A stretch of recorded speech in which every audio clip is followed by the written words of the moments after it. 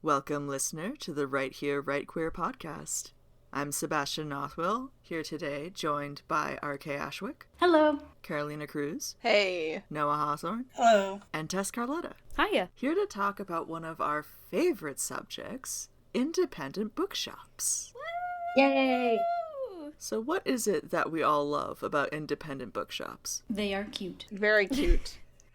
I think that personality shines through in an independent bookstore the way it doesn't in chains. And also, maybe this is not true of all independent bookstores, but my favorites are like, it's very low pressure. I feel like I can spend hours kind of roaming around and pulling random books out, and I'm not going to feel like I need to be buying something every second that I'm there. I can just kind of take in the world around me. I love that indie bookstores curate their collection a lot of the times. So, as where Barnes & Noble or like another big corporation store is told what they're going to have on the shelf, the indie bookstores do their own research and read on the community and read their own books in their own time, and that's how they decide what's in the store, and I think that's really wonderful. It's definitely a much more thoughtful collection of books that you encounter, by and large. They're also a little bit more involved in the community. Like, they have a lot of events. They've got book clubs and craft nights, and some of them have D&D nights, and it's really like, I don't know, Barnes & Noble doesn't have that sort of stuff. No, in fact, a lot of times, Barnes & Noble is really kind of picky about what types of indie author stuff that they either include in the stores or host in the stores in terms of signings. Well, I'm going to be that person. What I really love the most about my local bookstore is the coffee. Not gonna lie. It's going there, getting a coffee, and just walking around. Yeah, that's super fair. And window shopping. And just, you already said it, just looking at things that you're probably not gonna buy for a while, but you still get to look. But there's really no pressure to just go and hang out. On the other hand, there's this, place in the middle of nowhere. It's 50,000 plus books, I'm not even kidding, of used books. And they're just, all over the place. This is an old fella. This is his life. This is what he does. And I just think there's a special kind of, I don't know. You just want to be in those places for hours. And the people that you meet there have got to be equally interesting. Yeah, I remember when I lived in Washington State, there was a bookstore that my mom really loved that she took me to. My mom's naturally a very talkative person. That's part of where I get it from. And we would go in, and it was packed. It was narrow. It was in this little old house. And the old man who ran it, my mom drags me, and she's like, "This is my daughter that I told you about. She's, she's an author, blah, blah, blah." And I was like, I had not published a book at the time, but he was really thrilled to hear it. And I think indie bookstore owners, in my experience, have as much character as, the store itself. All the character, comes from that. You can tell that they have a passion for what they do most of the time. Oh, yeah. That's also just such a mom story. I love that. She was really enthusiastic. She's always been supportive to a fault of the whole writing thing.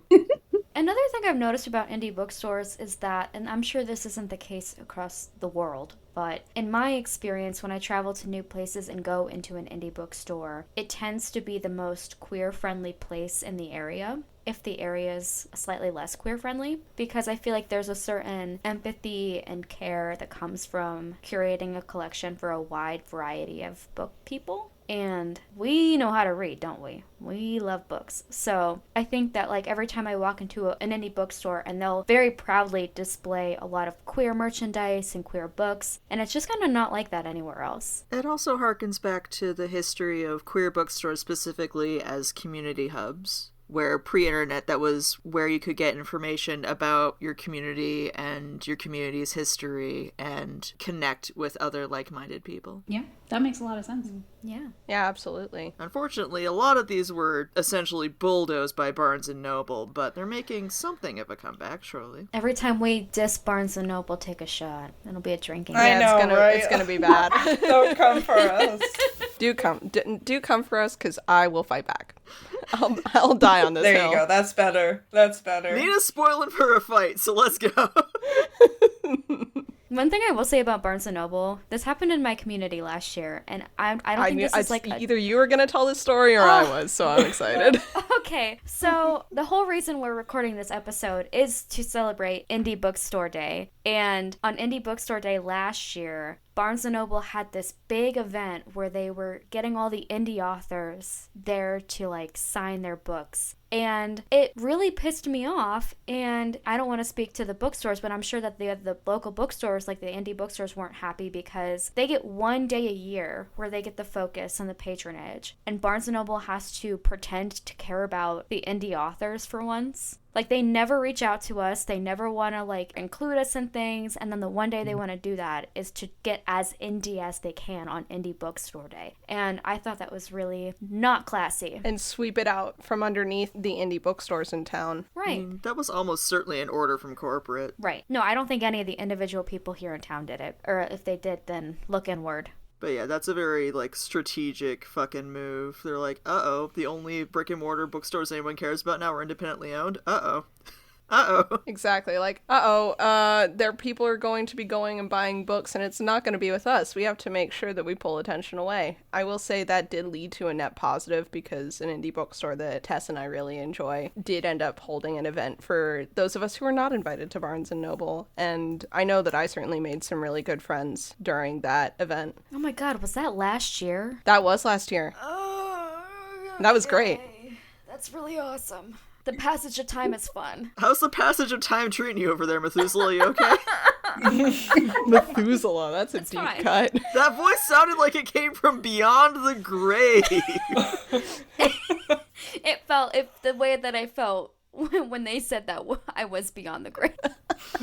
Anyway, Nina, you were saying? Oh, I was just gonna say, one thing that, like, I enjoy about indie bookstore events, our bookstore holds a lot of events that invite a lot of local authors, which is great because it's not just like one individual signing. And because of that, I've been able to connect with a lot of authors in my community that I would not have necessarily met otherwise. And that's led to other great opportunities and connections that I previously had kind of just dreamed about. So putting yourself out there through independent bookstores can lead to things that you just genuinely can't even conceive of if you just kind of go out and make friends. So how, as indie authors, can we best approach independent bookshops to maximize success for all parties involved? So the process here in town is generally that you just have to walk up to the owner and say, I'm a local author. I'm interested in having my books on consignment. And what that means, if you're not familiar with that process, is that generally you will bring in the copies yourself, if that's something that you're able to do.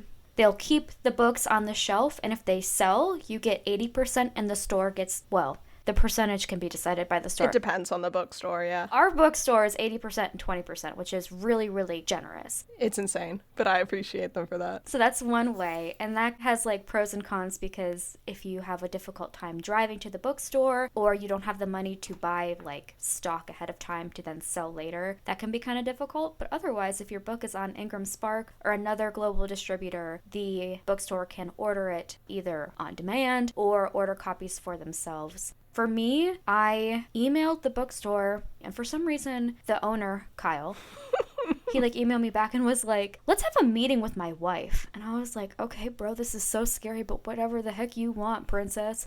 And don't worry, I can call him princess. I will only be hitherto referring to him as princess. I hope he listens to this and hears how lovingly I said it. I hope so too. We had a meeting in the old bookstore where we sat in chairs, and he basically explained that whole process and asked if I had questions, and I said no. But it was a really good one-on-one experience that I don't think is like the norm, but it can be done. It definitely was not for me. It was not. Even around different bookstores in town, I've had 3 different experiences with 3 different bookstores. And Kyle was by far the best. I was basically bullied into talking to Kyle by my boss, but my boss was very encouraging and was like, you could definitely get your books into Werner. I went to the old bookstore where they moved, and I just kind of hung around and chatted for a minute, and same thing. He explained to me the process. He was very helpful. So it really depends on like the management. Sometimes you just need to get lucky and talk to the owner and hope that they're there. Sending an email is a good bet. If there is an email available, some of them will have forms to fill out. Some of them will just be like, just bring a book in and I'll slap a sticker on it. Depends. And the ones that don't take books on commission, they sometimes will be able to order from the Ingram Spark catalog if you distribute your paperbacks wide through Ingram Spark. Honestly, that's the easiest because then you don't have to provide any product. They just kind of, order it. But yeah, and then some bookstores, like I know some of the ones in my area, they're big enough where they have a lot of people asking them, like, how can I get my books in your stores? And so you can look on their website and see, like, okay, here's our process. You submit a form, they will read the book, they will consider it, and then if they like it, they'll put it on the shelf. So my advice would be to always check their website first. If they're really small, they might not, but if they're big enough, then they might have it all spelled out for you. Honestly, kind of to jump off of that, it reminded me of a different bookstore that opened up locally for me. And one of the very first days they were open, they didn't even have books on the shelf. They kind of had little carts with books on them. And I walked in and I said, I'm a local author. I wrote my book based off of this area, this 500 square feet. Would you like to carry my books? And I could tell that the owner was really, really hesitant because she had had really, really bad experiences with indie authors. And so what I had to do was kind of sell myself to her in a way I didn't have to do with Kyle. Where I said, I have already received, over almost 100 ARC reviews, all above 4 stars, this many pre-orders. You can go on Goodreads and read the reviews and see that this book is serious. I already am in the Ingram Spark catalog. Like, I checked this box, this box, this box. So having your everything settled and taken care of and like being on top of things beforehand, the bookstore owners can take you more seriously, much more easily, because they see that you're on your game. And there are a lot of indie authors, like self-published authors, who just aren't on top of their game. So the more professional you can be, the more likely you are to be taken seriously. And that worked because she was like, oh my gosh, you're really on top of it. And I was like, Kara, I don't mess around. I don't fuck around with this shit. I think in that vein, we have to maybe peel back the curtain a little bit and talk about how wholesaling works. Because Becca mentioned Ingram Spark, and one of the options you have on Ingram Spark, which is a print-on-demand service like Amazon, but unlike Amazon, it sells to other booksellers in a way that they like and appreciate. And one of the reasons for that is you can choose to offer a wholesaler discount on your books. And if you want your books to be in bookstores, I strongly recommend you do this, because it's the only way a bookseller will ever make a profit on your book, which is what they need to do to stay open, which is why they stock books in the first place.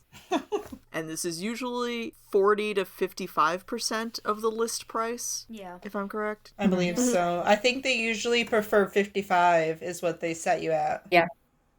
Yeah, 55 is the preferred industry standard for wholesaler discount on paper books. I think some authors get scared off by that because they're like, oh, that's such a small cut that I'm getting at the end of it. Like, they're making so much more money than me. It's just like, well, they're paying employees, they're paying utilities, and they're paying rent on the physical place to hold your books. So yes, once you take out all of their expenses, which are considerably more than the author's expenses, they have a very slim margin on which to sell books, which is why they need that 55% discount, and why it will be very difficult to get them to take you seriously if you do not offer that 55% discount. This is also why that 20% 8% consignment deal that was previously mentioned is a rarity. Most of the ones I've encountered have been 60-40. Yeah, no. So 2 things I'll say is, first of all, if you think about the 55% and it scares you, the way that I like to think about it is most of the time people who are buying your books in brick and mortar stores are sales you probably wouldn't have made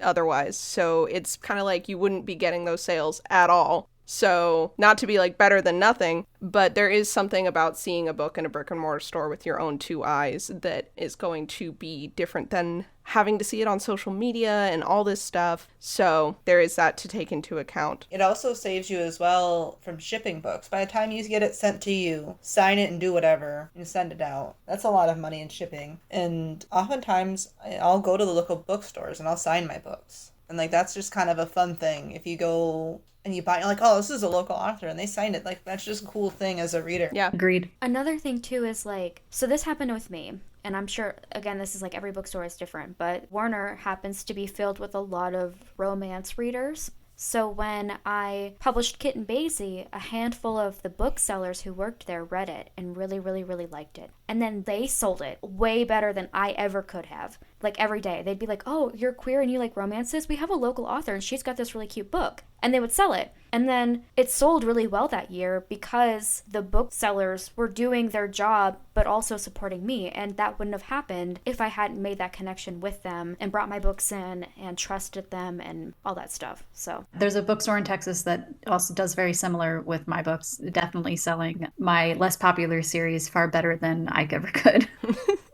Yeah, that leads me to my other point. Werner Books is kind of an absurd dream scenario to me. it really is. I want to caution listeners. Tess and I have gotten wildly lucky with the way that they treat local authors, because they give us that insane consignment deal that is not standard. They reach out to us, they invite us to events. A lot of the time they're like, how can we help you? Are you releasing anything soon? Do you want to come to this event? Do you want to throw an event? Is there like a lull in sales or events that you would like to fill? Is there a way that we can like use this space? Tess and I had a tabling event that went pretty poorly, and the bookstore... The bookstore allowed us to come back from that event and set up at the bookstore, like apropos of nothing, to try and recover some of the sales that we would have made that day. So it's possible that is a relationship that you could build with your local bookstore. And if you do, I'm sending all of my blessings your way that everyone in the world could have the experience that we have had. But again, you won't get there unless you try, so take the risk. Yeah, absolutely. Go out there hoping and thinking that you'll have a Werner Books situation. So let's talk about how not to approach an indie bookseller. Like how do we avoid poisoning the well for other indie authors who come after us? Because I would say, like, in my experience, a lot of indie bookstore owners are frankly sick of indie authors' shit. And, like, I do not blame them, because some of the behavior they have to put up with is outrageous. You know, authors who expect the bookstore to buy the book from Amazon at full retail price and then resell it. Oh.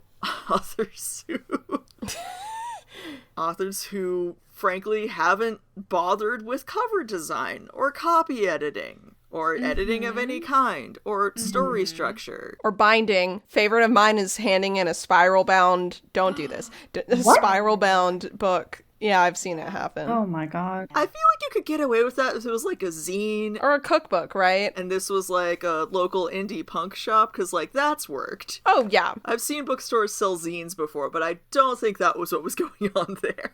You know, I think that leads to an important distinction, is like, this is a what to do kind of thing again. Make sure that the bookstore that you're kind of scouting out, the ones that you, like, some of them are not going to be your vibe. Try and find a bookstore that you really feel like you'd be a good fit for. Think about what makes the bookstore the kind of store that you'd want to sell your book in, that like, yeah, maybe it's like a more DIY kind of punky situation, and that's the kind of thing that you want to sell. Maybe check and see if they have a queer book, like a shelf for queer romance, and that this is going to be a place where readers are going to be able to find your book. Not to take it all the way back to how to again, but that is going to prevent you from the what nots to do, which is to walk into a store that is not your book's vibe, and then slap down your book and be like, I wrote this grimdark splatterpunk horror novel with a Photoshop cover. Put me on your shelf. Yeah, I think going off of what Sebastian said is that if you're expecting them to professionally sell your work has to look professional. Yes, and also playing off what Nina said, if, for example, it's a local bookstore specializing in children's fiction, I'm not going to roll up to them with a carton full of my adult romance. No. That's not going to work out. You're not? Like last year, I literally took count of how many hours I was sitting in the bookstore for tax purposes, so I could, figure out how much I was working and how much I was driving to and from. So I have overheard many interactions, and I know all sorts of drama just from sitting at the table in the bookstore. And I also was the committee head of the local author branch of the Literary Fest last year, so I have interacted with almost every single one of the local authors here in my area. One thing you do not want to do is forget that you are not God's gift to authorship. So A lot of really, really bad stories I've heard that have come out of the store have been the result of an author really feeling like they are just more important than the bookstore itself. And in some ways, like the bookstore already knows if you're important. You don't have to tell the bookstore if you're important. But a lot of times what I hear from all of the bookstore connections that I have is that what they're really looking for in terms of authors to have connections with are authors that give a reciprocal type of relationship,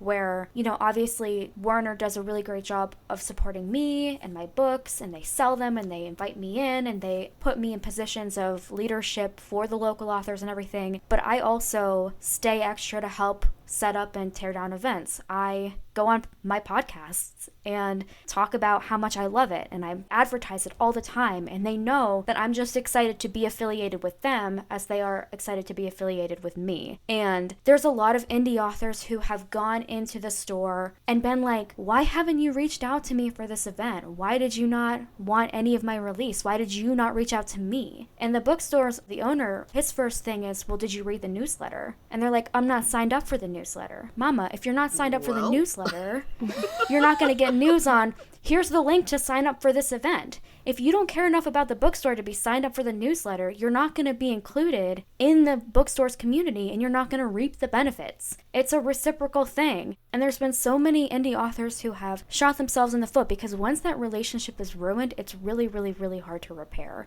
because that trust is broken, that respect is broken. I don't think I've ever seen anyone earn it back. But it's also because it's happened around me, then I know that for my event at the Lit Fest, and then I'm like, well, do I really want this author at this event going and being unprofessional and rude? So, like, it's a small, I mean, this is a small community. I don't know about anywhere else, but you never know who's listening and what networking you're either making or damaging. Yeah, for sure. Mic drop. For me, my bookstore doesn't have a newsletter. When I went to sell my book there, I looked on the website and there was nothing, so I went in person. And it was kind of, you know, that skeptical, like you said, like, oh, you're an author, huh? So I was like, yep. Pulled up my phone and showed him everything and the ISBN, and here it is on Ingram Spark. And the rainbow crate? Did you show them the box deal? That hadn't happened yet. This was like, you know, shortly after it came out.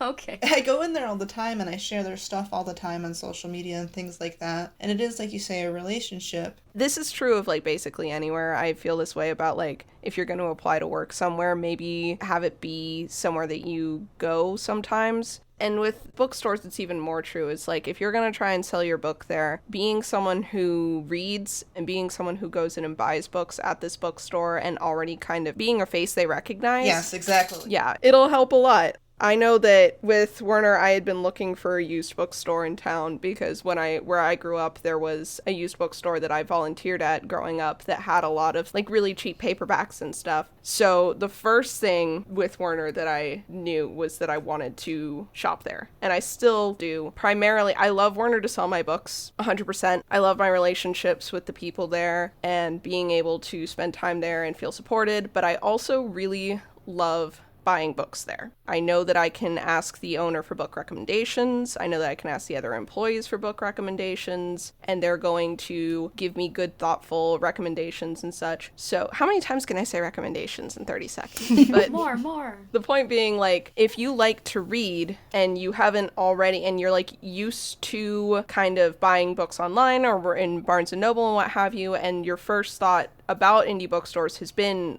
oh, can I sell my books there? Maybe get a scope on the bookstore first by being a patron before you kind of jump in both feet on the whole I'm an author thing. This is not to say be manipulative and go and, like, purposefully lurk around so that they see you in there, but like genuinely go in and get a vibe on the place, and that will help you. You gotta flirt a little bit.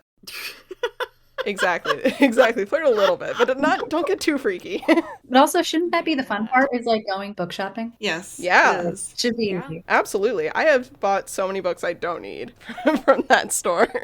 Here's the other thing, though, is like, okay, so probably a few months ago, there's a lot of bookshops that I follow on social media, because I feel like that's something that, like everybody else, booksellers really got into it to try to stay afloat and be relevant. And so, like, a couple local to me is, like, Black Walnut Books. That's in, like, a few hours away from me. I have never been there. I would really love to go there.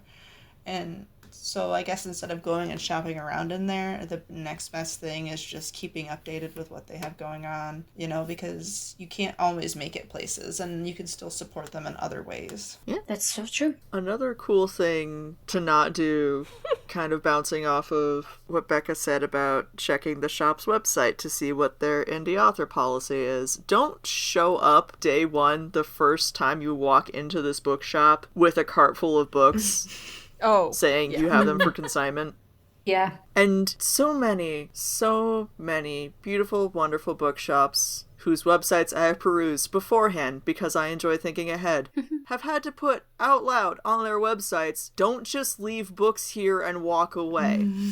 Oh no. Oh my gosh. Don't just leave books here anonymously with no contact information. Don't just drop the book on the counter when the teenage employee isn't paying attention and run away and then later email demanding a check for the books you've sold at the bookshop. Like, that's not... Oh my goodness. That is straight up advice that I have seen online, though, is the thing. Oh, to do that? To do that. What? Remember that trend? The trend? Remember that trend where people were just leaving them around? They were just leaving their books in, Target and whatever? Huh? Here's the thing. If you desire to leave your book somewhere, find one of those little lending libraries. Yeah. That's the perfect place for them. Yeah. The little free libraries are a godsend. There are places you can leave your books. Bookstores are not one of them. Well, because here's the thing. If you leave your book in random places, you're not going to be in their system, and they have no way to get payment to you, to take payment, and to mark down that they've sold the book. They're going to look at this and go, I've never seen this before in my life. It's going in the trash. Yep. Yeah,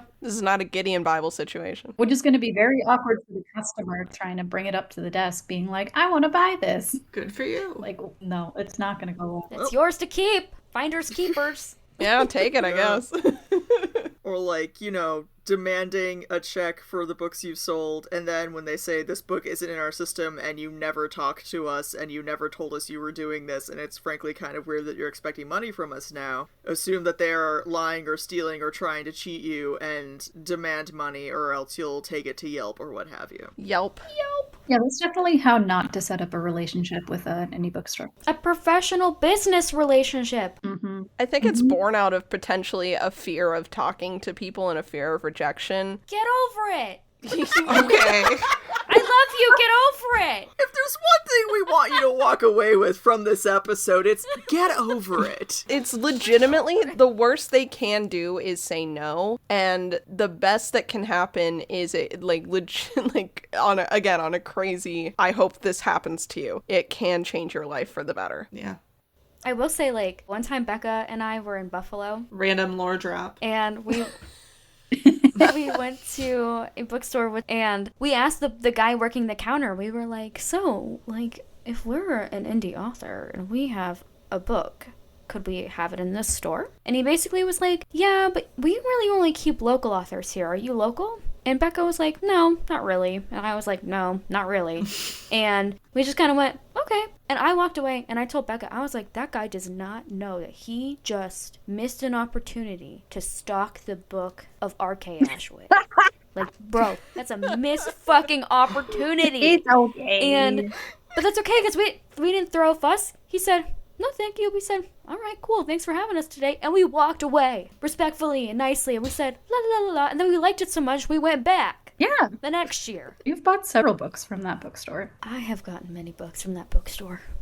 I like it there. Another thing I thought of what not to do, and this is kind of niche, but I think it bears mentioning because I've seen it happen multiple times, is if you find yourself in the situation where you are at an author event where there are other authors, whether that's through your indie bookstore or a convention of some kind, or just, I don't know, wherever you are and you're with other authors, please remember that a bookshelf can have many books on it, and being in immediate competition, loud competition with the people around you, complaining when you don't sell, wondering, why did so-and-so over there sell so many books? She sold out and I've only sold one today. What the hell's up with that? And the complaining to your local author committee head about it, loudly, to her face about it, is not the best way to get invited back to the next event. Don't do it. And I know that all you wonderful people listening, you don't gotta be told. But morally, I'll sleep at night if I say it. So there you go.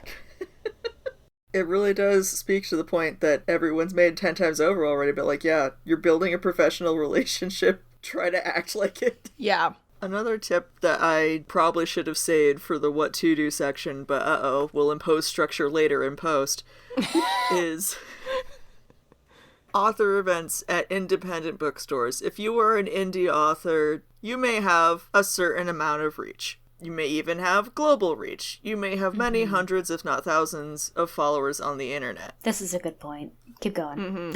It is not reasonable to expect that all of those readers will A, want to come to your event, and B, be within reasonable travel distance of said event. So it's very unlikely an indie author is going to have a massive draw at any one bookstore, which is why it's a great idea to join up with other indie authors to do events together at indie bookstores, so that way you can all kind of share your reach and draw an actual group of people to the bookstore instead of sitting all by yourself at a table 3 hours and no one shows up. And you've wasted not only your own time, but the bookshop's time. And there are two great things to keep in mind if you want to do something like that. Is I think there are kind of, from my experience, two schools of thought that work really well for author events. And that is one, picking a genre and trying to find a bunch of indie authors in the area, not just your town, but like general area that fall within that genre, like romance, for instance. Or if you're going to hold it from the area and just pick all genres, try and pick a lot, like children's books, romance, poetry, fiction, like nonfiction, so that there's something for everyone. It's like the two opposing schools of thought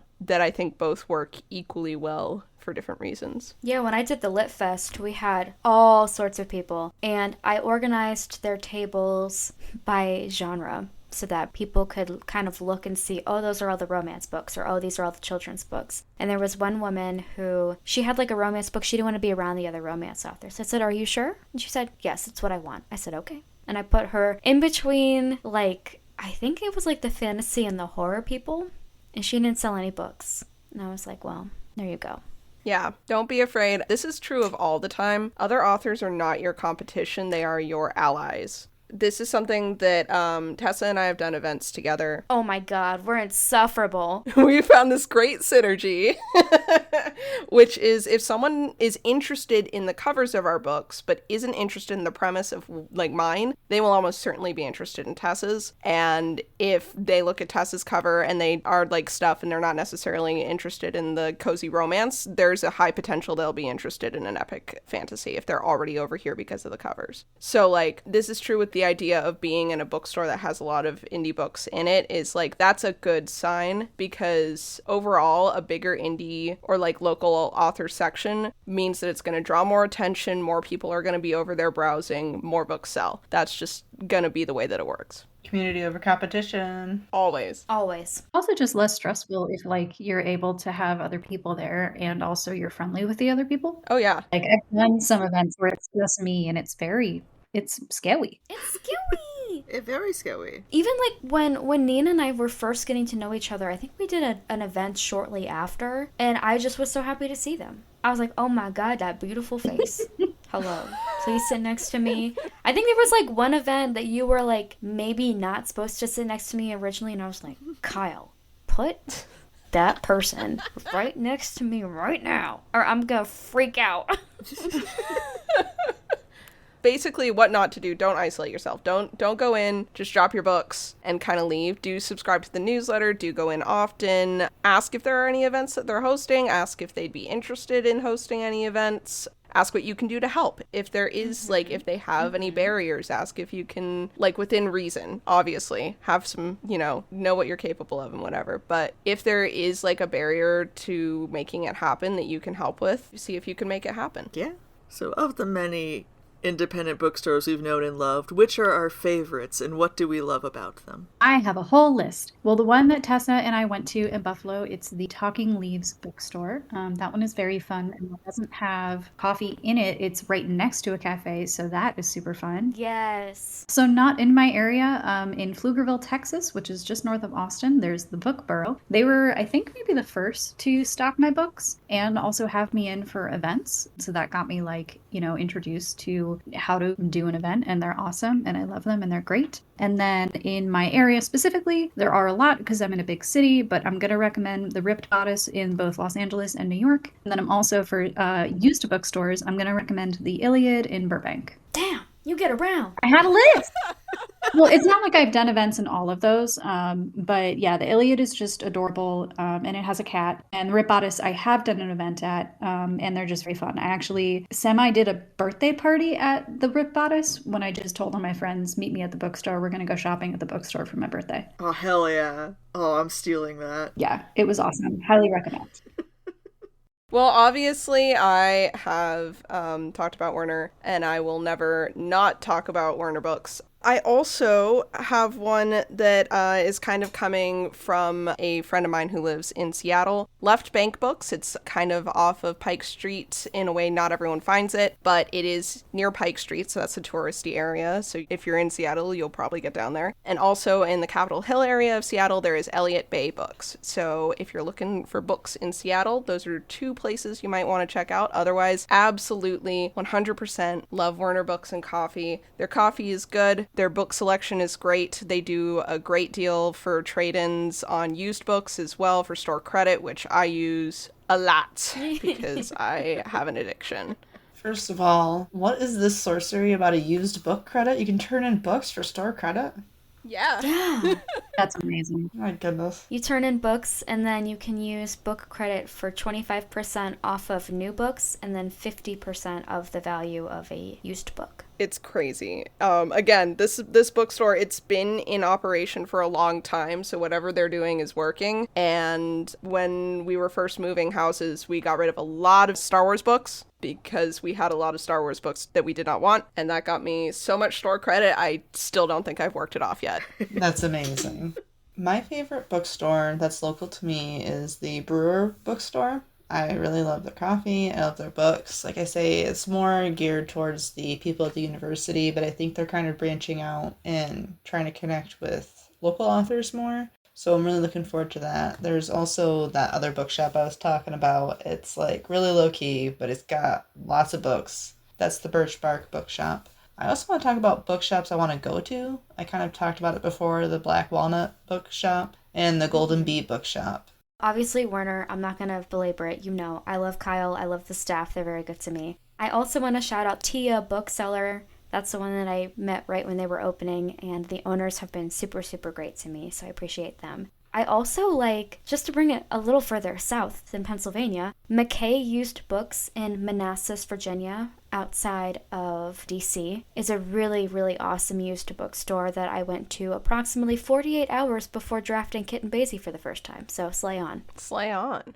I limited myself to 2, and I need everyone here to understand how difficult it was to limit myself to 2 bookshops, but I'm gonna do it. Be strong. Proud of you. And they are Lala Books in Lowell, Massachusetts, which is a super cute, queer-friendly, all-ages bookstore with delightful curated selection of graphic novels, manga, queer fiction, horror, romance, poetry, litfic, a special cozy fantasy shelf. They have it all. It's also got a wheelchair-accessible entrance around the back, and the bookshop interior is checked for accessibility by a friend of the shop who uses an electric wheelchair, so whenever the owners rearrange the shelves, they have their friend come in and make sure the electric wheelchair can maneuver through them. Heck yeah. I love that. And they have a parking garage just down the block and across the street, and fellow New Englanders will understand that that is a major concern when venturing anywhere, so don't worry, there is convenient parking within an easy walking distance. And then there is Tatnut Bookseller in Westborough, Massachusetts, which is an enormous bookstore with everything under the sun, with a super queer-friendly staff and wheelchair accessible with automatic doors and a spacious parking lot attached. Woo!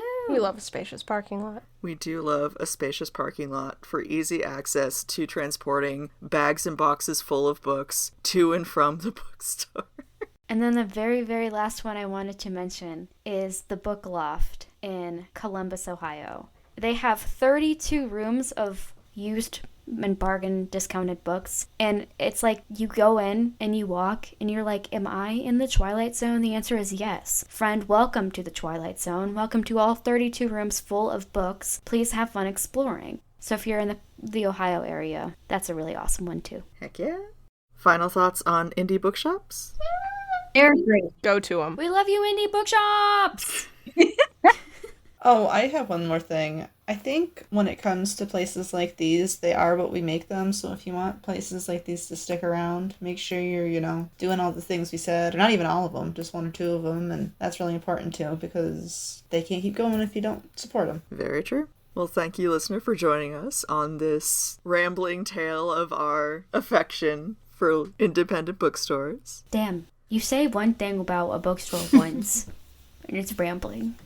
And all the recommendations on the shelves. And we hope to join you for another roundtable soon. This has been Right Here, Right Queer.